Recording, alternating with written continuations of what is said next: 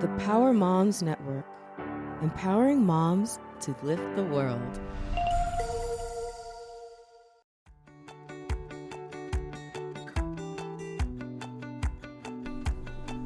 Welcome. I'm Riley Karsh. I'm Tova Kopan. We are thrilled to bring you the We Go Boldly podcast. Let's talk big burning questions, life changes, and maybe a bit of personal business. Let's be bold and brave together. Are you ready?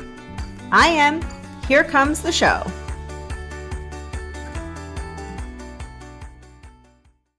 Hello, everyone, and welcome to We Go Boldly, where we are thrilled to be a part of the Power Moms Network. At Power Moms, we are empowering moms and creating a community of mothers, mentoring other moms to greatness. It is a fantastic place to be, and we hope you'll join us there. We are also thrilled to have you guys with us, as always. It's a wonderful, wonderful thing that we get to do this podcast and talk to all of you out there. We love it so much, and we are so grateful for all of you. So today we haven't done an interview in a long time, and it's almost like I've forgotten how to do it. But I'm excited nonetheless because it is interview day. We are still in season 10. We're talking how-tos, and we have a fantastic guest for all of you to get to know today. Before we dive into that, I'm going to say hello to my fantastical, wonderful co-host, Tova. How are you today, Tova? What's happening?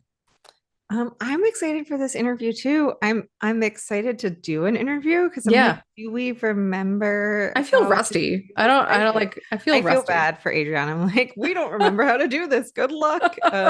No, I'm really excited. And I'm so excited for this topic that we're going to be talking about just because, we have been talking so much around this issue. Yes. As recommendations, whether it's like dealing with worry spiral or creating your joy list or dealing with being comfortable with distractions, like whatever the topic is, we have been like circling this, but we haven't totally given good how-to tips for this. So I'm really, really excited for this topic. In general, I'm good. We're recording this with the final countdown is on. I have not celebrated something today yet. I haven't even told you about it. I packed my last lunch of the school year this morning. That's fantastic. And listen, I know I still have to pack them lunch for camp. I know that really there's no difference between packing a school lunch and a camp lunch, but I don't have to do it for like 12 days. And so I'm going to enjoy my break. And I know I still have to feed them lunch when they're home, but it's different. They're going to eat the like 75 meals, but it is different. It's somehow like less pressure, less stress. I don't know. Yeah. I agree with you. Today was the last one and I want to do a little dance. Nice. I like it. Well, let's dive in. So today's show is all about digital detox. As you guys know, season 10 is all how-tos, right? We've been talking about things all season long to help you sort of curate your life and make it what you want it to be. Whether it's figuring out how to find a therapist or how to do skincare, like all of these things impact our happiness, our joy, our ability to celebrate our purpose in life. All of it is impactful and important. And as Tova, you said, we've been talking around this topic of essentially digital detox for I think the entire season, if I'm being honest. Yeah. So each week we've talked about something new and I'm excited for this one because I think I need it myself. Although I say that every episode, like, oh yeah, I need it myself. But so, we're thrilled to talk to our guest today. So let's learn more about Adriana Paris. So as the Director of Attorney Development and Recruiting at Rissman Law, Adriana oversees the hiring, training, and retention of lawyers who share their firm's values and vision. She has more than 10 years of experience as a civil litigator, working in-house at 2 large law firms where she handled complex and high-stakes cases across various industries and jurisdictions. She also wrote Rising Lawyer, a practical guide for law students and junior associates who want to succeed in the legal profession. Last year, Adriana ventured into the world of coaching where she works one-to-one with lawyers on productivity, implementing better time skills, and reworking their daily routines in order to create more time for their personal lives. She is launching her first small group program for lawyers this fall. So pretty amazing stuff. We're thrilled to have you with us. Welcome to the show, Adriana. How are you? Thank you. I'm so glad to be here. I am doing fantastic. How are you guys? Good. I am slouching, which I'm not a big fan of because I have to sit in a funny way to ice my knee while we talk. So Oh I'm just putting that no. out there for anyone who's watching us on YouTube. I don't sit like a slob all the time. It's just this special. I keep looking at myself. I'm getting distracted. So I figured I would call it out and be like, listen, I know how to sit up. But I thought it was more like a boss, like you were leaning, like yeah, you like don't that's care. it. I like This that. is I'm a very boss. casual to you. I love it. I've got like my leg way the other direction right now. So anyway, it was just I had to point that out. So we are so happy to have you on the show talking to us about this topic. I think it's like I don't know, it's a really big topic and we need to dive into it. Before we do that, we like to ask people at the outset um a somewhat challenging question, I think. And that is like we're doing all these how-tos all season long. What sort of how-tos would you like to learn about? What do you think would make a difference in your life if you had a better understanding Ooh, of it? that is a really good question. Mine is not really related to like working or being a lawyer or anything like that. It's more about um I feel like as I'm getting older, my body's betraying me. And every day I wake up with like a new Yes. pain. And I'm Yes. not even that old, so it's very embarrassing for me to admit this. But every morning I wake up and I'm like, what's gonna hurt today? And I feel like I would love a how-to on how to like I don't know if it's stretching or I don't know, like kind of massaging your shoulders, like how to sort of take care of your body in a very like relaxing way so that you don't tense up all the time. This is my how-to that I think I I need. love that idea. I love it so much. I got my pen and I'm As you writing are it injured down. yourself, so you know Yes, this I is like do. I do. very common. I'm at the age where I can sneeze myself into a back injury though. Um Yeah. this is not that, but like I can easily like turn over wrong in bed and be like, "Oh, my neck, I can't move." Yeah. Fun. So this is my next one. If you have anybody who knows how to help me stretch, I would love I it. love it. I'm gonna write it down. Um, No, I oh, was gonna say I think that is a great how to. And we promise we are gonna get to like the heart of the how to's. But before we get there, because we were reading your path and Mhm. it's really interesting because you it sounds like you did the whole college law school lawyer thing. Mhm. So how did you um decide that that's what you wanted to do and then decide that that wasn't what you wanted to do? Yeah, I think to answer your first question is I didn't really decide this is what I wanted to do. I think I just ended up doing it for a variety of reasons. I was one of those kids who I was very good at reading and writing. I got good grades. That was sort of like always me. I was always reading. And in college, I was a poli sci major, which is pretty useless. Like what are you going to do with that?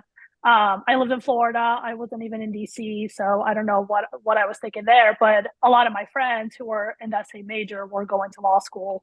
So when I told my parents I think I'm going to law school, like every parent, they're like, "Excellent news! Like, great job." right. So I sort of just ended up there. I think it just seemed like the kind of next best thing to do to sort of delay trying to get a job, especially in 2009, where obviously there were no jobs to be had.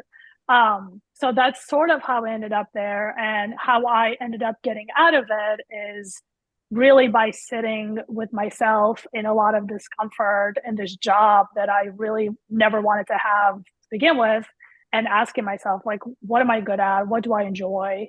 How can I make a career for myself with the past that I have, with all the experiences that I have, everything that I've gained? How can I take that and kind of craft for myself something that I enjoy doing? And the thing that really made me sort of wake up is because I was getting close to 10 years of practicing, and I was like, I cannot do this for another 10 years. I don't think I can do it for another 5 years. So I need to just sort of right now decide what can I do next, because 10 years goes by before you know it. You guys probably know this too. And if you're not intentional about how you spend it, you can easily look back at a career that spans decades and you're like, why did I ever do this? I never liked it. Yes. So fear of regret is really what it was for me. Yeah. I have nothing intelligent to add to that, but yes, like that is 100% something I've experienced. I will just say, so I am almost finished with the book. And I'm just going to say, I think called The Power of Regret. And this is, we love to talk about words, and you went to law school, you practice. So you probably like words too. And I think I'm going to encourage everyone to stop saying the fear of regret and talk about the power of regret, because he really in the book talks about how powerful that can be, either not wanting to have regrets or learning from our regrets. Like I wasn't intentional when I decided to go to law school. I wasn't intentional with my major choice. I just liked it. And I didn't think about the fact that I live in Florida and it's not going to lead to a career in DC. And so it's like both learning from things that we regret and learning from things that we like didn't do that we regret. And he talks a lot about like, what do you regret more, the things you did or the things you didn't do? I mean, it's like a 6-hour book. He talks about a lot of regrets. But I like the reframing of it, about the power of regret and how powerful it can be. Not that there's anything wrong with fear. And that is like most people's main motivation, but like, it's more fun when it's like, hey, you're powerful. You just happen to own the power of regret. Right. Right. The superpower. Yeah. Yes. It's superpower. It's so true. Yeah. It really made me like these days, I like to say that I'm sort of obsessed with like living my best life. But that's what it stems from. It stems from me not wanting to be in my 50s or 60s and looking back at my life and just being like, why didn't I do the thing I wanted to do? Like, why was I so scared? So that has become a very powerful motivator for me to just kind of do the things I want to do. And if I fail and they don't work out, that's fine. At least I tried. And I don't have to, again, look back when I'm older and say, I should have done it. We always think we're like too young to do something until you become too old to do it. And then you really can't go back. So you might as well do it now. Can you think of or identify like what it is that gave you that change, that shift in perspective? Like, did something specific happen? Was it a long-term, like over time you like awakened to the idea? How did that come about for you? Yeah, I think it was gradual, but also the pandemic had a lot to do with it. I was working as a litigator and the pandemic started and all of our cases came to a complete stop. Like we were just done. The courts were closed, like nothing was going to trial. So we didn't have much to do. And it really gave me an opportunity to reflect. And of course, I think the pandemic was a reflective point for many of us because a lot of things came to a standstill. Yeah. So it was that plus, like I said, me coming up on my 10-year sort of anniversary of practice of law and just saying like, oh my gosh, I cannot believe I've done this for 10 years. Like, where has this time gone? Right. And I've had some really great experiences. Like, I don't regret being a lawyer. I don't regret my decisions. But I knew that going forward, I didn't want to live like the same life. I just wanted to do something different. So I would say those two things were, but it still took me a while. I mean, the pandemic was 2020 and I didn't stop practicing until 2022. So it really was a couple of years of me like thinking, what am I going to do next? Like, what should I do? I wasn't just going to quit my job and like hope for the best because that's not my personality. Yeah. Were people in your life supportive of the change? Was it hard to sort of get everyone on board with what you were doing? Yeah, my parents had a hard time with it because they love saying their daughter's a lawyer. I'm like, I still have a law degree and I still practice for 10 years. It's not like that part of me has completely died.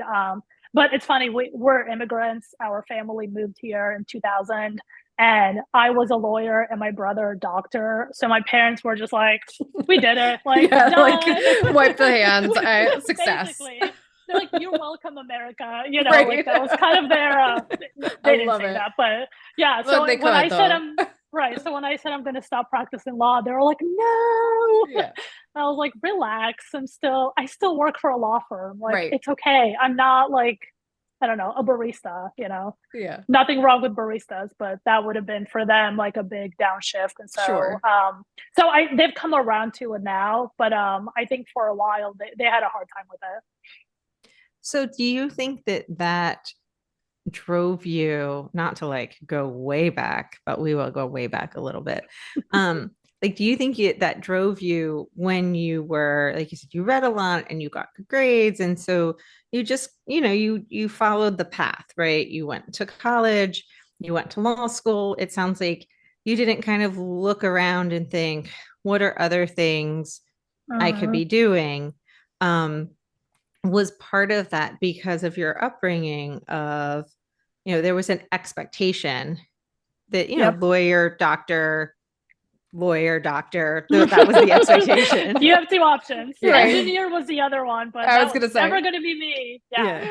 100%. I think it's a very common immigrant story of, your parents sacrifice a lot to give you better opportunities. And so you better take advantage of those opportunities, right? I don't think like my parents would have never really accepted me not going to college.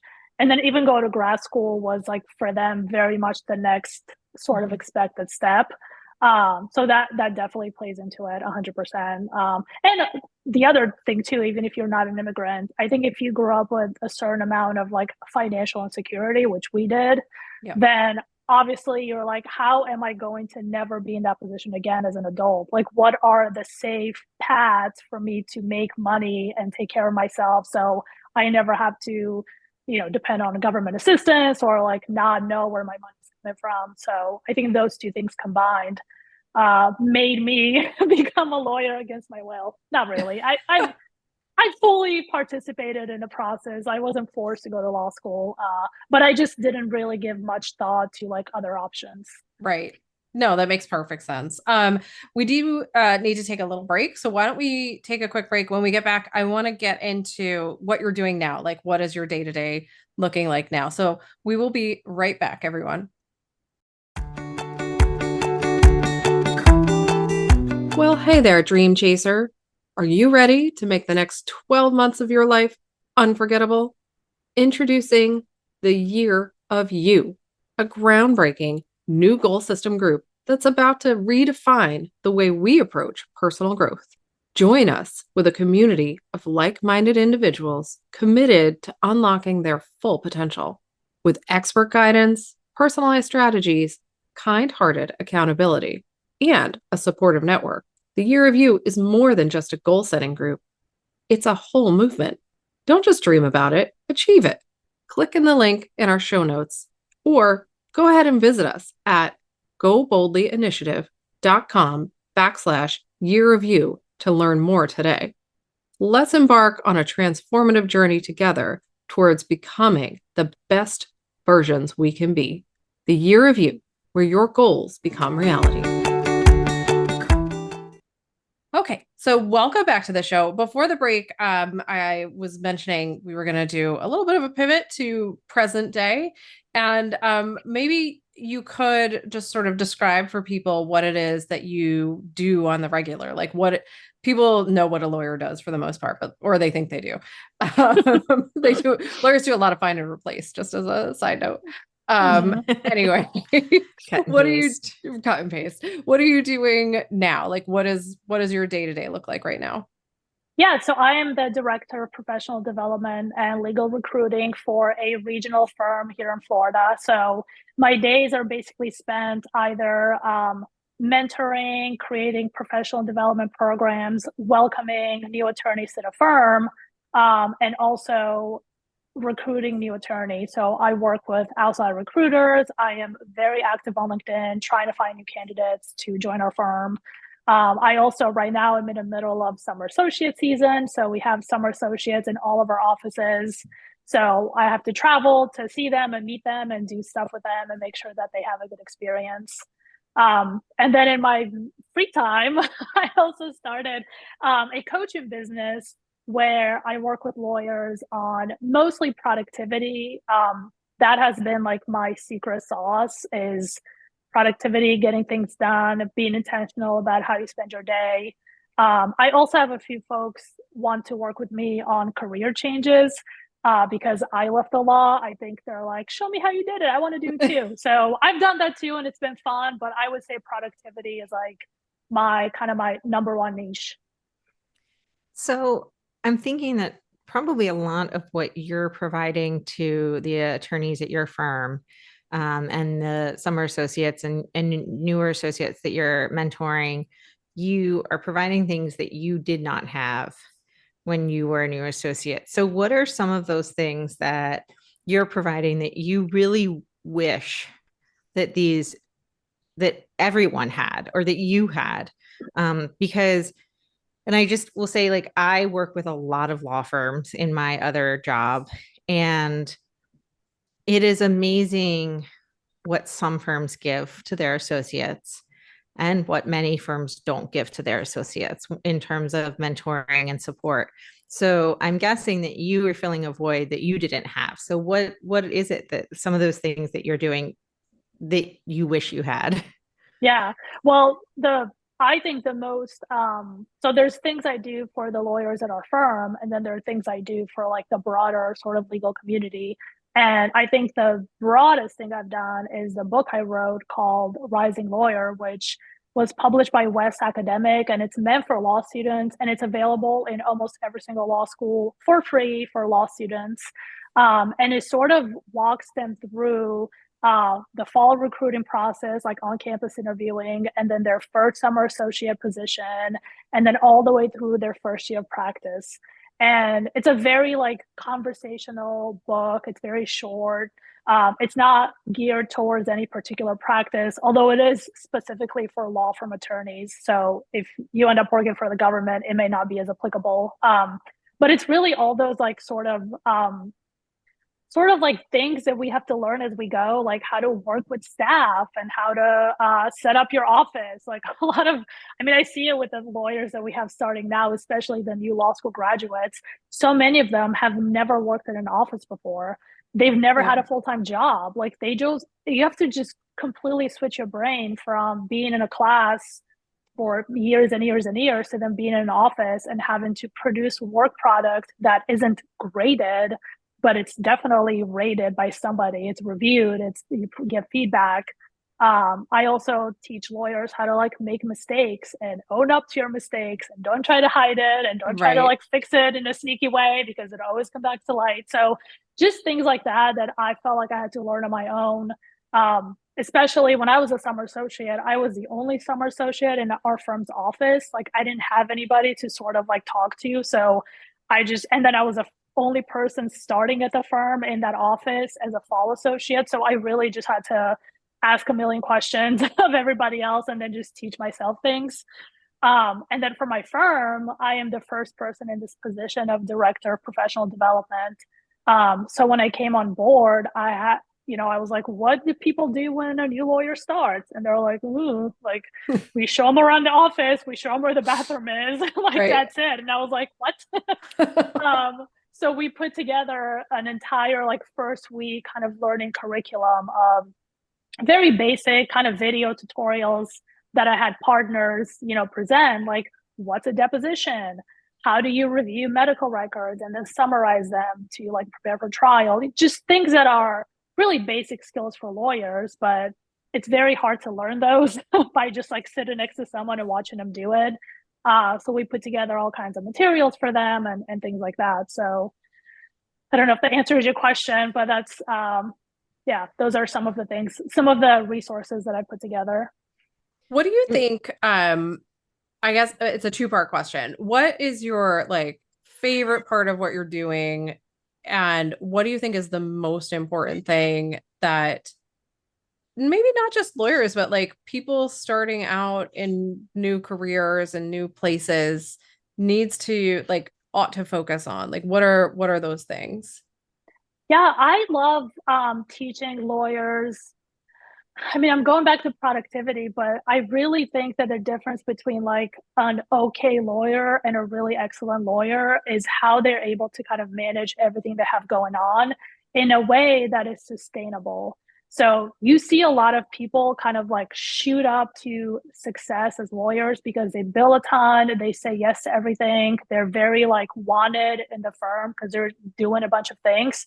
And then they completely crash and burn. And sometimes it's not like this huge crash and burn. They're like, I'm going in-house, but really I was like miserable. Other times it's really bad. They start taking like pills and they become depressed, and it's horrible to see. And my whole point for people is, look, whether you end up staying in the law or even starting a different career, you always have to manage your own energy and manage your own time, because we hopefully are going to work for a long time, because we're going to live for a long time, I hope. And so you have to make that sustainable for you. And it's unhealthy to work a ton, burn yourself out, and then crash, because it's really hard to come back from that. What has the reception to that idea been like in the law firm, or from like older, maybe longer practicing folks? I'm envisioning. So like when you're talking about the person who like says yes to everything and does everything and is like the most wanted and burns out, I'm raising my hand. That was 100% me too. That was me. And it took me 5 years, and I was like, and I can't function. Like I can't keep doing this. But I also heard what you said and agree with it. But I know like the partners that I was working for would have been like, you can't say no. Like there is no saying no. So what is that balance like? And how are you navigating that? Yeah, that's still the case. I mean, some of the older attorneys, I'm sure, hear my ramblings and they're just like sweating, like, oh my gosh, how can you tell them? Don't say it. Like they don't get it. Yeah. The beautiful thing, however, is I think the more junior attorneys today just have a lot more bargaining power than we did. I mentioned, I started practicing like very soon after the Great Recession, where a lot of my friends had a hard time finding jobs, and people just were not working at their full potential. I mean, I knew friends who were working like contract jobs as lawyers because they couldn't find a full-time employment. Right. That has not been the case for recent graduates. I mean, the job market, especially in Florida, it is beyond hot. People are getting recruited left and right. So they really have a lot more bargaining power. So I think they have been able to say no better and more. It's been received, I think, better than maybe for us. Yeah. So I think, unfortunately, some of the older generations have to just sort of live with it. That's just the way it is today. But for every younger attorney who's like, I'm saying no, I'm putting my boundaries down, there are 5 of them who are like, I'll do anything, put me in, coach. So that mentality for lawyers of like overachievement and success and teacher's pet, like that hasn't gone away completely. And I don't know that it ever will. So there's still some personalities that kind of want to still do that, and I have to like kind of tamper them down a little bit. But not everyone is receptive to that message, and I'm fine with that. So I mean, I'm hearing what you're saying, and I recently had a conversation with someone about this, and it was a person who was on the line of the boomer Gen X like line, like whenever and I am on the cusp of Gen X millennial, so I'm like an elder millennial or an Oregon Trail generation is what I would prefer to be referred as. And the other person in the conversation was a Gen X, and he has millennial kids. And so we were having this conversation, and the oldest among us was saying how, people just don't work like they used to, and blah, blah, blah, blah, blah. And I was like, I work multiple jobs. Like you could have one job and it paid for everything. Right.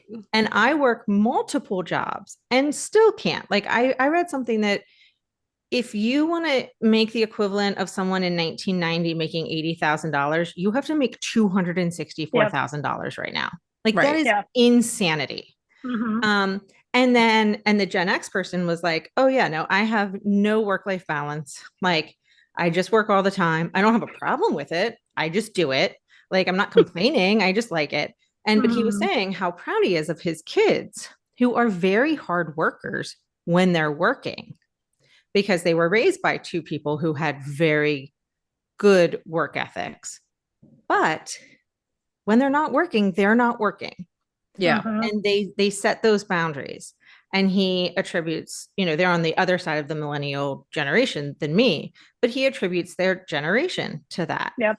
So all of that to say is what is a very long way to ask a question, but what with, I'm sure, all of your work with productivity is there is a breaking point, not just in you burn out in 5 years, but at some point you're not productive and you are making mistakes, and mistakes in the law costs your firm money. It's the reason malpractice insurance is so high. Like it can be really, really bad if you are making mistakes. Forgetting about the, personal horrors that can happen in your own life when you're working all the time. But how do you use productivity to maybe impress upon people that, like, hey, this person working, X number of hours, but actually having legitimate time off and rest is actually more productive than somebody working 20 more hours a week, but not having any real time off? Yeah. I mean, it's absolutely quantity over quality, quality versus quantity. I mean, the work product generated by somebody who is focused, who is not distracted, who is rested is always going to be a million times better than the work product of someone who is multitasking and they're exhausted and they're like thinking about something else they have to do at home because they don't have time to do it when they're home because they're still working. I mean, that cycle is so vicious and it's very, very hard to break. So the best thing to do is to like not get into it to begin with. Which is really hard. That's like me being like, hey, don't, I don't know, don't get old. Like that's your secret, right? But I sign me up for that, by the way. Right, exactly. But I think the reason I do like working with like kind of the younger lawyers is because they still haven't made those sort of bad habits that a lot of us did, right? Yeah. They're still like malleable in their early careers. They can still kind of set those boundaries. And I actually posted about this on LinkedIn too. Like one of my worst reviews as an associate, I had excellent reviews, of course, because I was an overachiever. But like the worst review in hindsight was a partner said, like, one of the things she liked working with me the most was because I said yes to every assignment and I always was smiling when I said it.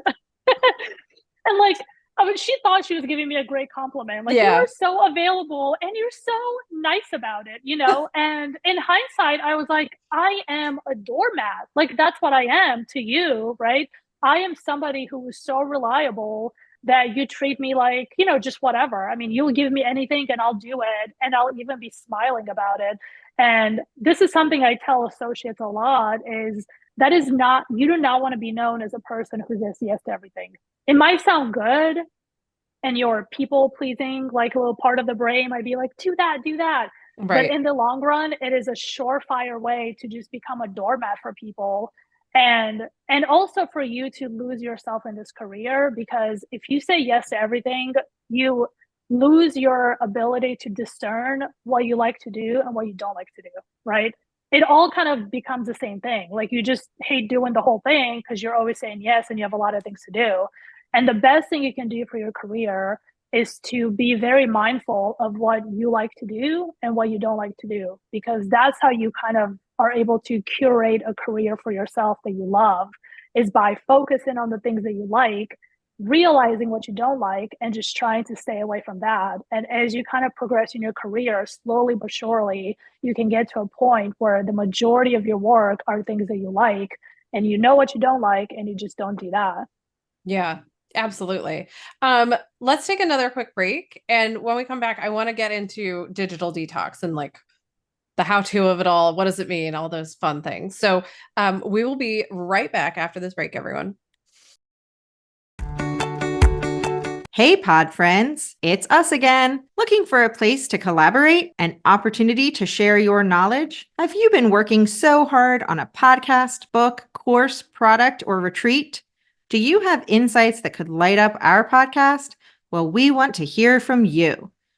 We would love to support you in all that you are and do. Join us at Go Boldly Initiative, where we celebrate diverse perspectives and share the wisdom of our incredible community. Whether you're an expert, a hobbyist, or simply love learning, we invite you to reach out with your ideas. Visit our website at goboldlyinitiative.com/podcast guests to pitch the show or shoot us an email at hello@goboldlyinitiative.com to talk all things collaboration, advertising, and affiliation opportunities. Become part of our growing family. Let's make learning an adventure together. Welcome back to the show, everyone. Before the break, I mentioned that we were going to transition now into the digital detox conversation. Detox conversation. So Adriana, like, let's start at the basics. Like, when you say digital detox, what do you mean? So I don't love using the word detox because it kind of signals like, let's just stop using our phones and our computers and social media altogether, which is impossible. If you've ever tried detoxing anything, like not doing it completely, you're only successful for a short amount of time and then you just go back to it. So I like to do kind of like a digital sort of like dial back, if you will, right? So the three things I think about when it comes to kind of loosening the grip of all these distractions on your focus are, I like to think about email, social media, and your phone.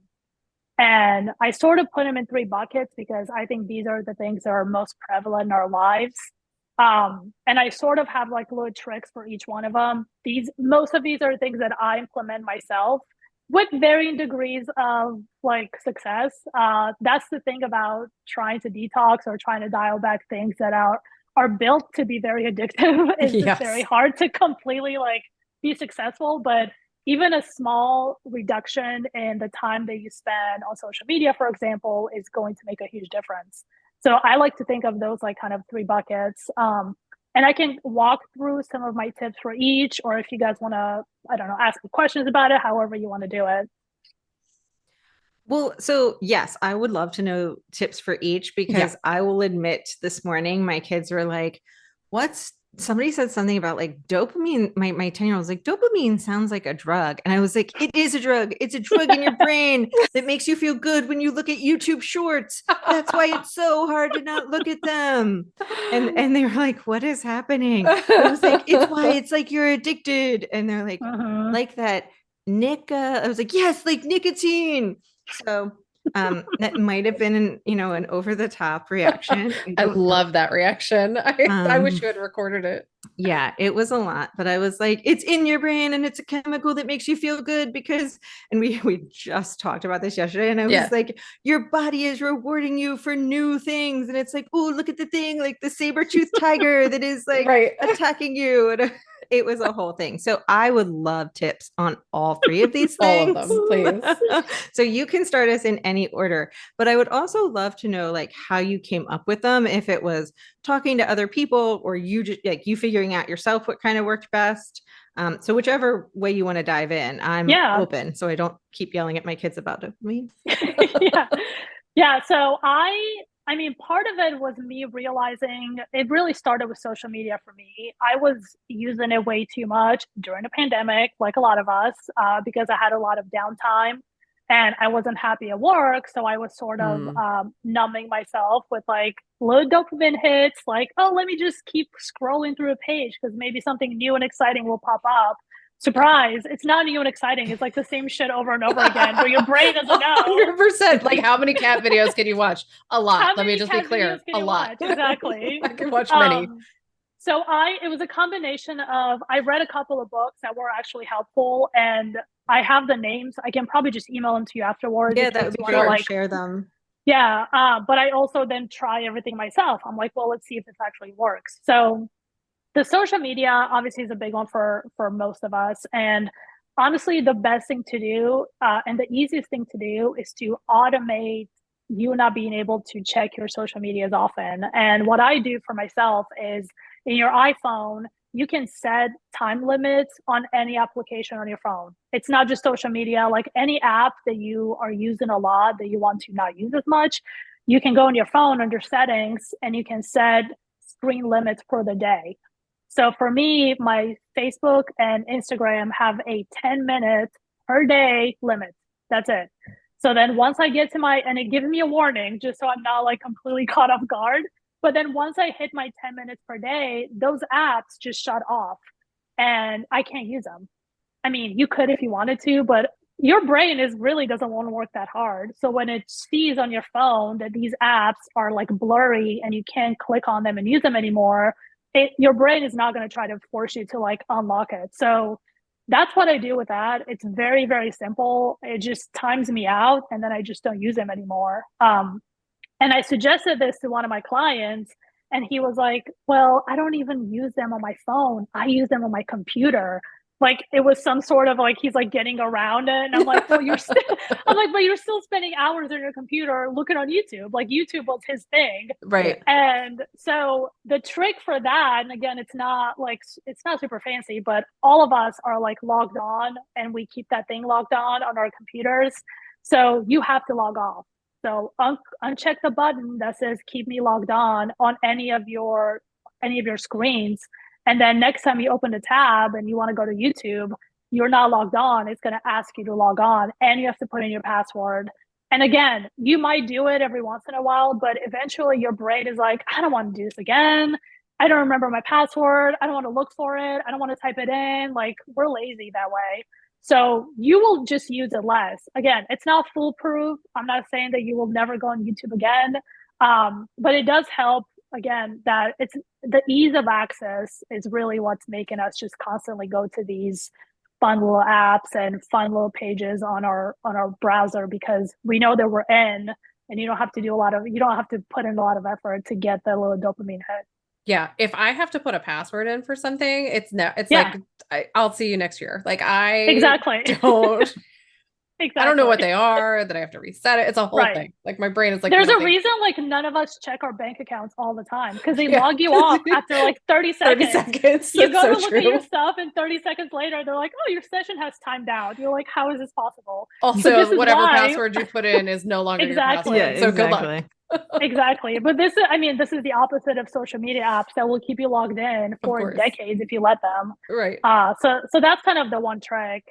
Do you want me to move on to email? I would love to go through all of them. I love it. Okay. So I call email the productivity trap because as lawyers, literally all we do is look at emails. And so when I talk about emails as a distraction, people are like, no, this is my job. Like I have to be on email. Yes, you do. But you don't have to be on email 24/7. Like we have moved away from the idea that you would get a few emails a day and they would be for important communications. And you would get an email, you'd be like, oh shit, important. I got an email. And you like read very carefully and you think about how you're going to respond. Like that's gone. I mean, today people are just firing off emails left and right. And it's become just a constant way to communicate with people. And it completely kills our productivity. It is so distracting. So the easiest thing to do, again, you want to automate all these distraction banishing techniques so that you're not trying to like use willpower to like do this every single day because that's really hard. So remove all email notifications from your phone, from your computer. There's no reason to have a little desktop reminder in Outlook every time you get a new email. Complete nonsense. So like no email notifications, no sounds, like your volume should be completely on mute on your computer and your phone. You do not need to be reminded to check the computer that you're sitting in front of the whole day, nor do you need to be reminded to check your phone, which most of us compulsively check anyway. So get rid of notifications. And then the best productivity tip for email is also like the one I get the most sort of objection to. And I get it. It's hard to do it. So pick times during the day when you are checking email, almost like an appointment. I have an appointment at 9 a.m. to check my email. In 30 minutes, I check emails, I delete crap I don't need, I respond to the things I need responding. If something is going to require some thought or research or additional materials for me to respond, then I flag that email and I will get back to it when I have more information or when I'm ready to deal with it. And then I turn off my email and I don't look at it while I'm doing my actual job, right? So interviewing or putting together professional development seminars, writing.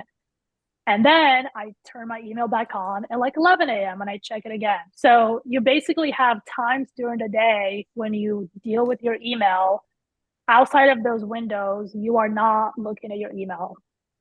And people hate it when I say this. They're just like, I cannot process this. Like, I can't, this will never work.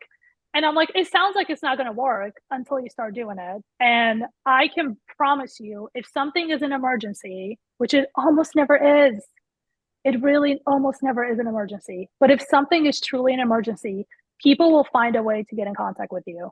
They will call you, like they will track you down if it's an emergency and they're emailing you like crazy and you're not answering. But most everything else, it can wait a couple of hours for you to address it. Like, and think about yourself. If you send someone an email, oftentimes you're just getting things off your plate. You're like, oh, I need to deal with this. I'm going to send an email to just get it out. You're not expecting the other person usually to respond right away. So same to you. No one is expecting you to respond to their email the second it comes in. It can wait a couple of hours. And within those couple of hours, you can actually focus and do the work that is important versus back and forth freaking emails that you end up with a chain of like 25 back and forth emails. And at the end of the day, you're like, what did I do? Like, what did I accomplish today? Right. Emails. Yes. That's it. So that's honestly the thing that's going to work the best, but it is like people just refuse to do it. Would you guys do this or no? So I'm not in an office setting anymore, so it's much easier for me. I cringe at the idea of when I was lawyering actively and they told me to take my BlackBerry on my honeymoon. Like they were like that was it was first of all it was 2006, 2007, which is different than now, obviously. But that's not how we growing up were conditioned, right? We were conditioned to respond immediately to any inquiry, whatever it is. Well, growing up, we weren't. Growing up, there was an email and people weren't able to track us down. Like we weren't reachable. Yeah, but like in school, I felt maybe it's just me and my personality. That's entirely possible. But in school, like you couldn't just be like, I'll get back to you on that. Like it was like, figure it out right now. Or for me at home, there was no like stop and think about it. It was like respond and do this thing immediately. But I'm just saying like it used to be that like you'd leave a message on like people didn't expect to be able to get to anybody no matter where they were, whenever they were, because there wasn't the ability to do that. Yeah. That's a relatively 25 years that people have the ability to do that. People weren't using email prevalently in the workplace in the late 90s. It was new in the late 90s because it was just like colleges were just getting emails in the late 90s. And so the people who were like in charge of things didn't even know how to use email in the late 90s. So, well, and I even remember like you had to pay extra money on your phone plan to be able to read emails on your phone. It wasn't like this all-inclusive plans that we all have today with like unlimited data. So I remember even being in law school. I mean, I had a cell phone in law school, but like I didn't have the money to just like get emails on my phone. So I would just be like, oh, I'll see it when I see it. Like that was normal then and it was accepted. But I would like to like push back just a little bit on this notion that people are expecting us to respond right away. They're really not. You may think that they are, but they're really not. And the best way to kind of test this out is by not responding right away and just see what happens. And I can almost promise you, like I said earlier, no one is going to call you if they sent you an email 5 minutes ago and you haven't responded right away. If they're doing that, if they're going to the length of like timing how quickly you respond, run away. Do not work for that person. They are terrible. Like they're going to be a terrible manager for you in more ways than just an email. I also think, I mean, I know what you're saying, Riley. I know that like like in high school, I would never say to a high school teacher, like, okay, let me think about that and I'll get back. I would just answer them with like whatever information Yeah, I I'm not had. so much talking about like technology as much as I Yeah. am talking about cultural conditioning to respond and Yeah. to be helpful and to be responsive to whatever is happening around you. Yes, I Yeah. agree. Obviously, we didn't have cell phones in the 80s. But I do think my personal experience and the experience of a lot of my law school classmates anyway, and a lot of colleagues that I've had over the years is that the expectation is 100% that you answer right away. And it is an email, a text, and a phone call if you don't. And that's my experience. So I don't mean to push back too hard on this because you're more of an expert than I am, but that is my experience. And that is part of why I'm not a lawyer anymore or not a practicing attorney anymore, because that was the expectation 1,000,000%. I wasn't making it up. That is 100% what I was expected to do. Yeah, no, I think, well, I had a firm that was like that and I did not last long there because it was awful. And I had other firms where I think I put that pressure on on myself. I don't know what the actual expectation was, but I was a new associate. So that's how I responded.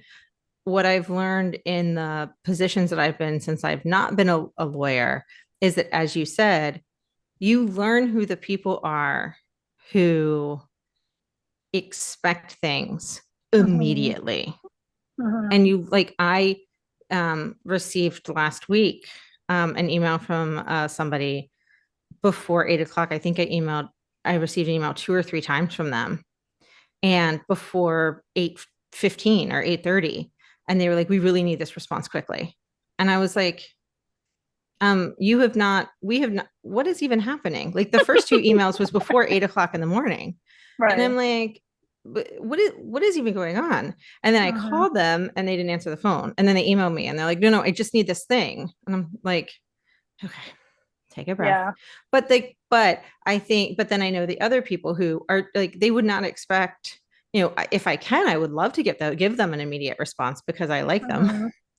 But like, they do not expect, like I would say 95% of the people I work with, the day of is the expectation because I'm in customer service. Right. But like you said, they also have my phone number. So if something is broken, they can call me. Right. And then there's that 5%, but it is really 5%. They exist, but I do not work for them. Yeah. And also like so I mean, it's the same with everything else. Like not all emails you get are created equal, right? Sometimes you get an email, and even if it could be the first email of the day and you read it and you're like, oh, this seems kind of important, but it may not be, right? It may not be something that you have to respond to right away versus other emails that you get may actually be things that require more urgency on your part. So part of it is you learning to discern like what is actually urgent and requires my attention right now versus what seems like I should respond to right away, but actually I don't need to. And again, this is something I work with lawyers on. Emails is just an example, but really everything you do as a lawyer, all of your assignments, your cases, your involvement with whatever nonprofit you want to work with, or all these things, you have to learn to figure out like what is actually urgent, what is something I need to focus on right now versus what can wait. And I think kind of largely as a society, we have forgotten how to do that because we think everything is urgent. And that just isn't true. Yeah, absolutely. I think it goes along with what you were talking about earlier and teaching associates when to say no, right? Like learning who you can say no to and how to say no and how to not feel like everything is, a fire and that you have to put out immediately is a skill. And I don't think it's taught in school. I don't think it's taught to kids as they're growing up. Unless, you intentionally teach them. I don't think it's like, I think our culture is tilted towards the urgency idea, right? And some 100%. of it is self-importance, right? Like and whether you realize it or not, like it's so important. Everything has to be now, because if it doesn't, it'll all fall apart. So I don't really have a question in there. Well, I think though that is really important. Like when I went out on medical leave, I remember, I think it was my dad and somebody else they were like, well, you're going to check your email, right? And I was like, no, I'm not. And like, I couldn't have, like, mentally, my brain was just not focused. Like, Riley, it was hard enough to get me to focus on anything. But like, no, it's like I have an away message. My job is covered. I work at a company that has, I don't know, 16,000 employees. Like, Right. there is enough duplication here. I am not that important. Am I good at my job? Quite. But am I that important? No. Like, Right. you know, somebody else can cover it. I will come back to 1,097 emails. And, you know, of those, there were a solid 300 that after 2 weeks, I was like, okay, I just got to buckle down and get to these because they really weren't that important. They had fell into that trap of like, I couldn't mass delete them, but also they weren't urgent. Yeah. I just had to figure out what they were. But I think people are like, no, but you're going to check your email. And it's like, no, I'm not that important. Nor is this job. I think especially the older generations have that mindset. And so, like you're saying, it was your dad who said it to you, right? Like my dad would 100% have said something like that to me. And which is so funny because they did not grow up working in an environment where email was as prevalent as it is today. So somebody needs to study this. Like, how do people who used to use fax to communicate regularly at work are now the same people who are like, you're going to check your email overnight, correct? Like, you're going to wake up from your sleep and look at your email in the middle of the night. There's a huge, like, what happened? You didn't do this. I think a lot of it is that there was no such thing as work-life balance, right? Like it wasn't a thing there it is, but like they didn't like that wasn't a discussion, a cultural discussion at the time of like, say, my dad's like peak of his career, right? There was, he worked all the time and that was what was expected. That's what he had to do to keep his job. And so, I think culturally like that it has, I hate to say trickle down because it makes me think of Reagan, which is upsetting. But it has a trickle down effect culturally. Trickle down work-life balance. Yeah, exactly. I think what you're saying is 100% correct. I think the difference is the where we run into the problem. Like what you're saying is completely right. The difference is your dad did work all the time and he was an incredibly hard worker, but there was no way. I mean, he didn't have a computer that came home with him. I mean, my dad worked at home. Rang in the middle of the night. It rang all night. I was going to say, you know what? People called us all the time. I'm saying this, and my dad did work at home, and I remember him working on orders. And his job actually got significantly easier with the advent of technology because instead of doing like paper orders, and I remember on vacation he used to have to call into this like voicemail machine. Because we didn't have cell phones. So maybe maybe it actually worked the other way for him. His job got easier. But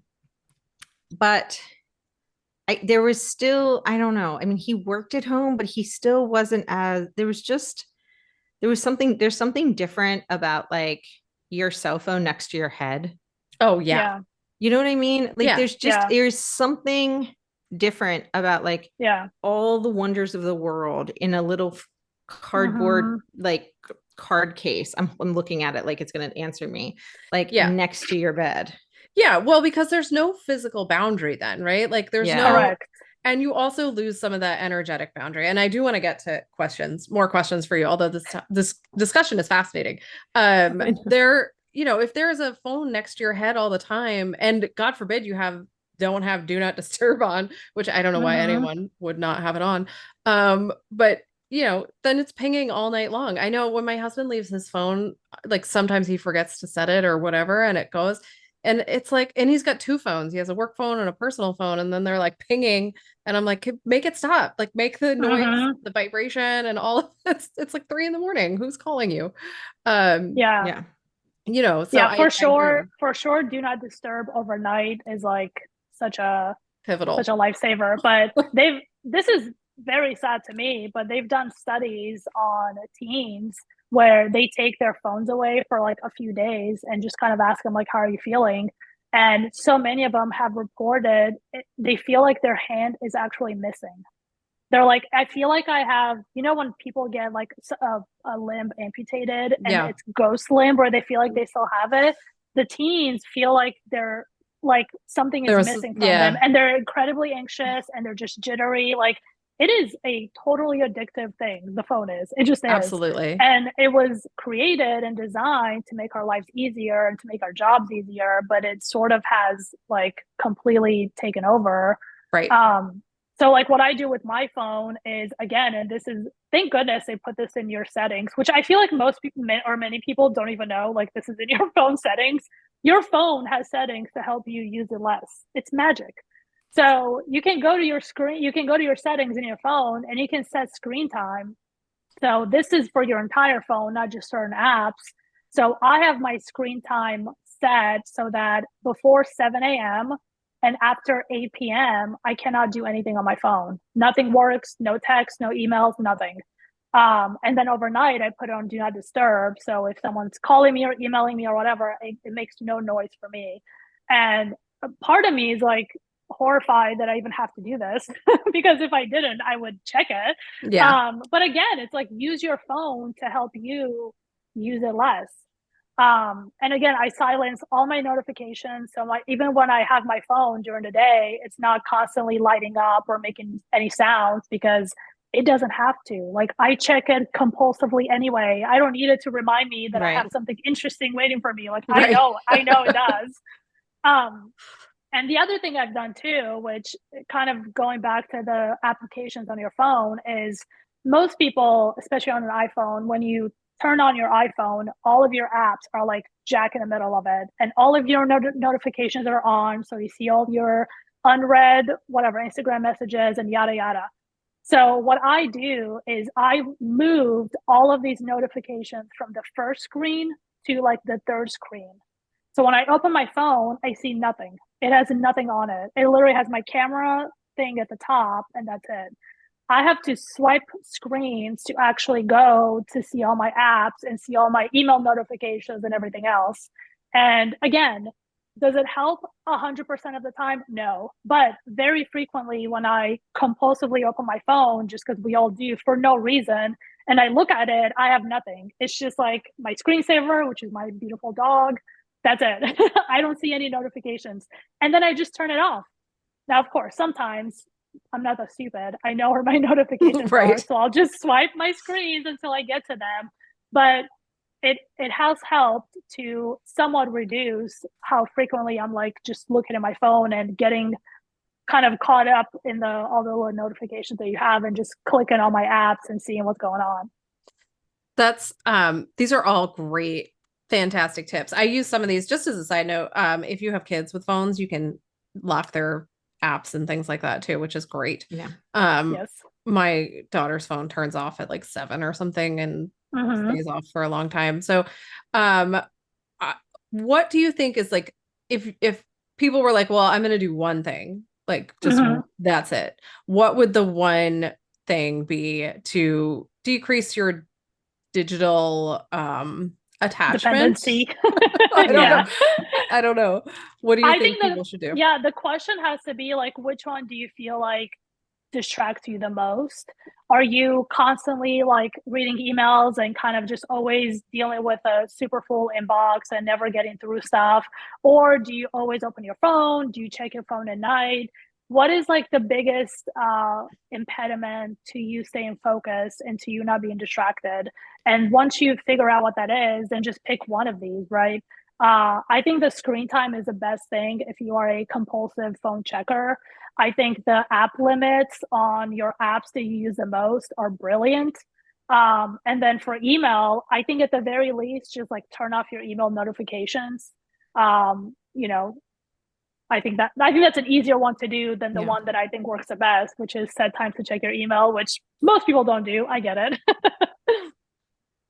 Well, I love all those suggestions. And I know that, for our listeners, like I take this to heart. If there's something in there that resonates with you, I hope that you'll try it. I think, we can all let go of our digital attachments a bit and benefit from it. So, thank you so much for all those ideas. We do have some quick response questions for you. And these are like a little bit lighter, a little bit more fun topic. But this wasn't a light conversation. I mean, it was light for us. Like, listen, I'm just not bad. Compared to some of this stuff. There wasn't too much childhood trauma involved.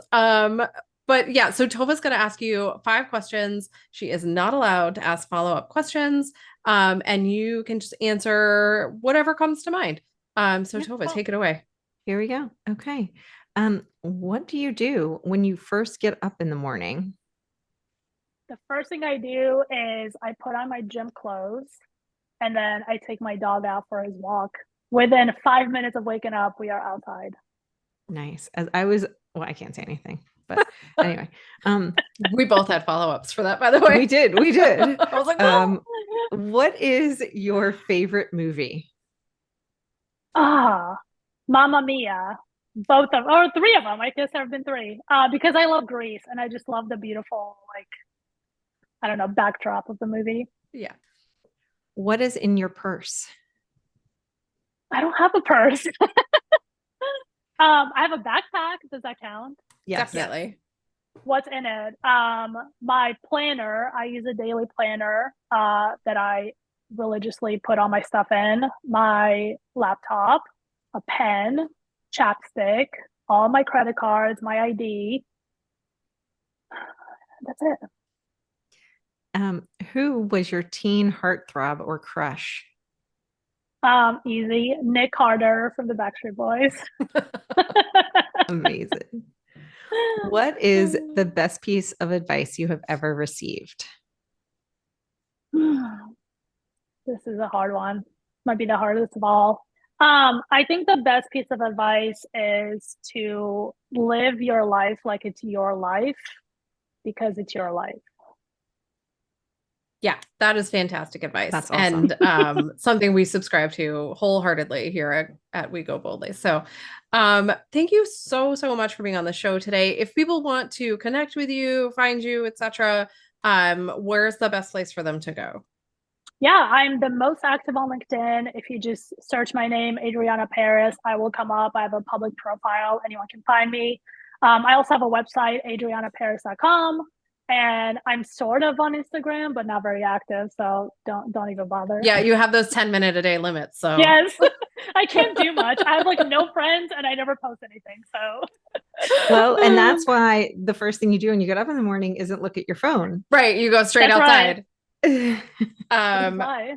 Well, again, we really loved having you on the show. We appreciate all your advice and all the conversation that took such an interesting turn. I'm so happy to have had you here. And thank you again. And everyone else, this is still season 10. We'll be back next week with another episode of How To. So stay tuned. Let us know what you're thinking, what how-tos you want to know about. You can find us at Go Boldly Together on all the social media. So if you haven't set your limits too low, you can find us. And, until then, we'll see you all next week. Thanks so much for listening to We Go Boldly podcast. We know you're busy and we love spending time with you. If you enjoyed this week's episode, let us know. Head to Apple Podcasts right now to rate and review our show. While you're there, be sure to click that subscribe button. Want more us time? Follow us on all the socials at Go Boldly Together. Want even more us time? As in all the coaching pizzazz. Find us at goboldlyinitiative.com for all the info. We will be back with more excitement, research, and deep thoughts next week. Until then, keep on being the bold, brave, amazing people we know you already are.